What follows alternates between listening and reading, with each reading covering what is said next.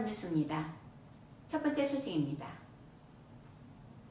최근 중국 온라인 구인 광고 시장에 황당한 모집 광고가 올라왔는데요. 월급은 무려 150위안, 약 30만 불 되는 높은 금액을 자랑했습니다. 중국 상하이의 한 재벌이 아내를 보호해줄 경원을 뽑기 위해 내건 구인 광고였습니다. 혹하는 마음에 공고를 눌러보자 아내 4명을 보호할 경원을 찾고 있다고 적혀 있었어요. 조건은 키 180cm 이상의 무술을 전공한 청년으로 훈련받은 군인이나 경찰 출신일 경우 특별히 더 신경을 써주겠다고 밝혔습니다. 또한 월급 역시 일을 잘할 경우 추가로 더 많은 금액을 지불할 것이라고 밝혀 많은 이들을 설레게 했는데요. 그러나 마지막 조건을 확인한 이들은 차마 지원서를 내지 못했다고 합니다. 그건 바로 가장 중요한 조건이 거세였기 때문입니다. 남편은 아내들을 보호하는 경원이 혹시 딴 마음을 품을까 걱정돼서 미리 예방 차원으로 거세를 조건으로 내걸었던 것이죠. 이게 무슨 일입니까? 경원을 모집하는 건지 내시를 모집하는 건지 모르겠습니다. 그야말로 돈이냐 내시냐 그거네요. 정말 황당하기 그지없습니다. 다음 소식입니다. 뉴욕포스트는 월세를 아끼기 위해 LA에서 학교가 있는 샌프란시스코까지 비행기로 통학한 UC 버클리 대생의 사연을 소개했습니다. 집과 학교 사이에 거리가 먼 통학로들은 한 번쯤 자취를 생각해 보게 되는데요. 하지만 비싼 월세 때문에 또 선뜻 자취를 결정하는 것도 쉽지 않은 일입니다. 그런데 월세보다 비행기표가 더 저렴하다고 1년 동안 비행기를 타고 통학한 대학원생이 있어 화제를 모았습니다. 지난해 1년 과정에 UC 버클리 공학 석사 프로그램에 응시해 합격한 대학원생인데요. LA에 살고 있던 그에게 가장 큰 고민은 바로 자취방을 구하는 것이었습니다. UC 버클리가 있는 샌프란시스코 베이 지역은 미국 내에서도 월세가 비싸기로 소문났기 때문이죠. 1년 석사 과정을 마치면 어차피 다시 LA에서 직장을 다녀야 했기 때문에 그는 비싼 월세를 내는 대신 비행기 통학을 결정했습니다. 그렇게 결심하게 된 동기는요, 실제 비행기표가 월세보다 더 싸게 먹혔기 때문입니다. 그가 1년간 통학에 쓴 교통비는 총 5,592달러 66센트였습니다. 그런데 현재 미국의 부동산 정보 사이트 진로우에서 버클리대 일대에 방 1개짜리 집을 검색했을 때 월 임대료가 2,000에서 3,000달러대인 집이 대부분이라고 합니다. 이런 점을 고려하면 이 대학원생이 통근에 쓴 비용은 연간 임대료의 4분의 1 내지 6분의 1밖에 되지 않는 훨씬 저렴한 수준입니다. 이 대학원생은 학기 중 일주일에 3번 이상 LA 공항과 샌프란시스코 공항을 오가며 수업을 들었습니다.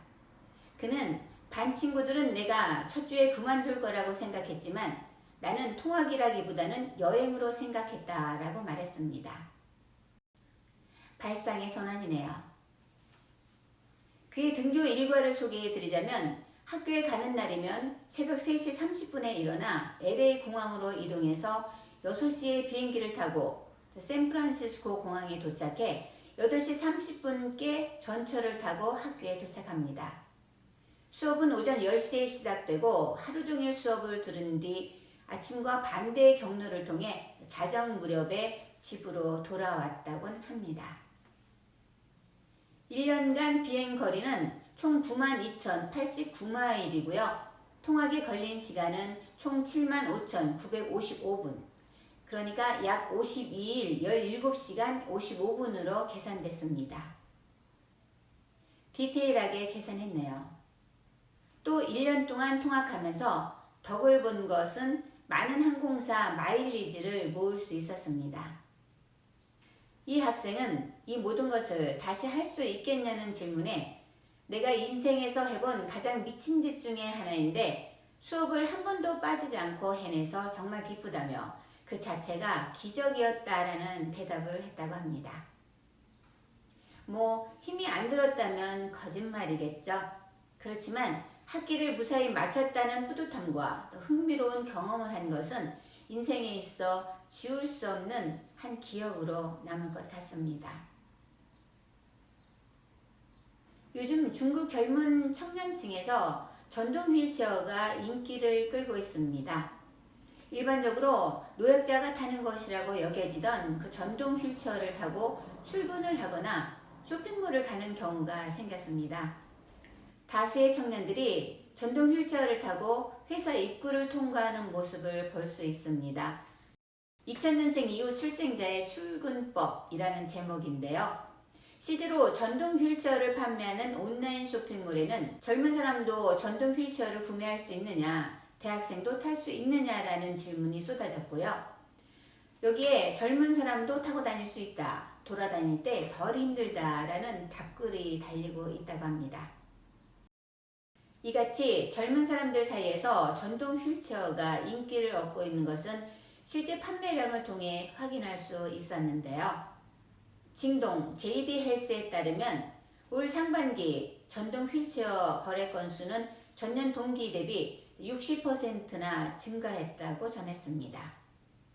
또 현지 언론은 징동의 쇼핑 행사인 6.18 쇼핑 축제 기간에 전동 휠체어의 총 매출액이 44% 증가했으며 이 가운데 5천 위안, 약 $500 전후 가격대의 제품이 인기를 끌었다고 전했습니다.